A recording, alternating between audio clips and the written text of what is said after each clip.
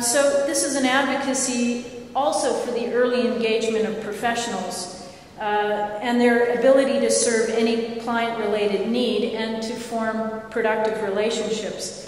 It goes back to an earlier point about going beyond first cost and economics to looking at life cycle costs. We also looked at procurement in terms of not just the financial risks and rewards involved, but that there would be equal attention given to social and environmental concerns. And lastly, and this will become important in the recommendations, is how do we look at performance-based outcomes or quality of life outcomes as part of those contractual relationships. We looked at the Victoria Square project, which is better named Urban Regeneration. And I note that I'm going to refer to the collaborations involved, but the significance of this in terms of reconceptualizing Victoria Square, you're probably familiar that there have been some proposals over the years and they haven't come to fruition, but I think this is off to has set itself up for tremendous success in defining itself beyond the boundaries of Victoria Square, but establishing a series of design guidelines or principles that in fact could lend themselves to a wider sphere of influence in Adelaide. The project is also formed around stakeholders from both the city and the state at the highest level of government to form a consensus around those guiding principles so that ultimately people are not talking about the product itself, but the process that is going to get to a more inclusive outcome. The project also engages external experts to advise, advocate, and review on the project, those who have experiences from different perspectives. Tremendous lessons learned that carry over to other projects. And then I think one of our greatest adventures and one of my favorite days in the residency was a day in Noarlunga where we were looking at medium density housing. And this was a collection of individuals from the community, from local government, and from state government led by Housing SA. And it's about the principle of innovation in developing integrated design.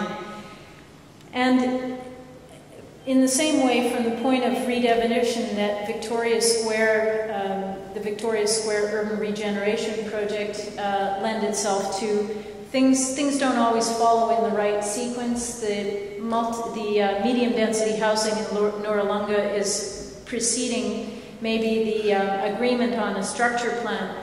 But we took this event as an opportunity to really redefine and rethink housing in many ways, where it might influence the larger development plan. The conventional process would say that we would look at a site plan and determine what its best opportunities are. But what we did in this workshop, led by or I would say with the participation of design professionals, is to imagine the life of the end user or the inhabitant and how might we consider medium density housing from that perspective. So what emerged from that, and I think this applies quite broadly, is this, we called it a living model and not medium density housing. Again, that's a cultural shift that's rather important.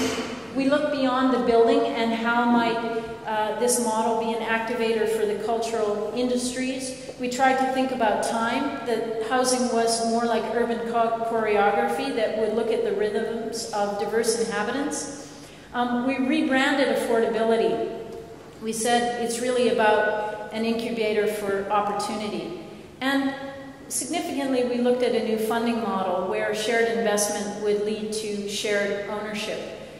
These are broadly applicable. We also looked at a new South Australia vernacular where an iconic building might be defined by multicultural, multi-generational, or multi-use buildings. And we looked at it as a time machine wherein there was mobility choice, certainly a desire of South Australians, and that surveillance may be by various modes of transport, foot, bike, car, and tram. And I really want to applaud Robin Evans from Housing SA for taking this on and leading this through a very different process. We also looked at Constellation SA, which is the research dimension of DFEAST, and the structure. I just want to talk a little bit about how Constellation SA is a superb model of how research is conducted. And the structure of alliances, probably the most well-known is the Wine Innovation Cluster, but it looks at the relationship between government, industry, academia, and practices to look toward more applied research outcomes. What you see in the background here is a constellation from Ozstage looking at research that articulates performances and all of the knowledge around theatre, not only in South Australia, but how it relates nationally and globally. So our discussions had to do with the possibility of establishing something that would be between the existing alliances toward a more built environment focus.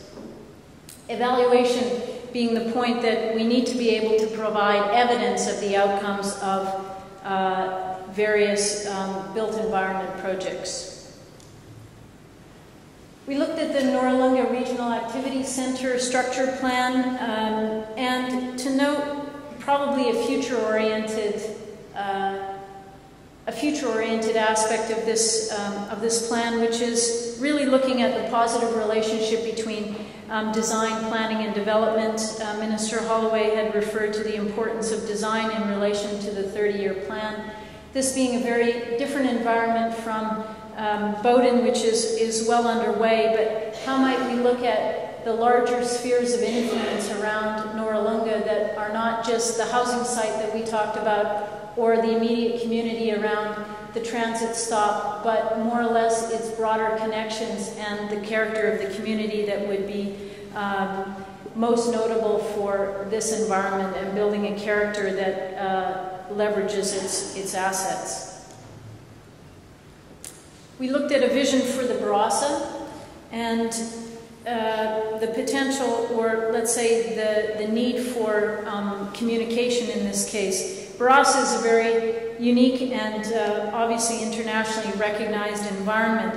And in recent discussions, we talked about a vision for the Barossa honoring its tradition and its history, but also looking at the significant environmental challenges and how it might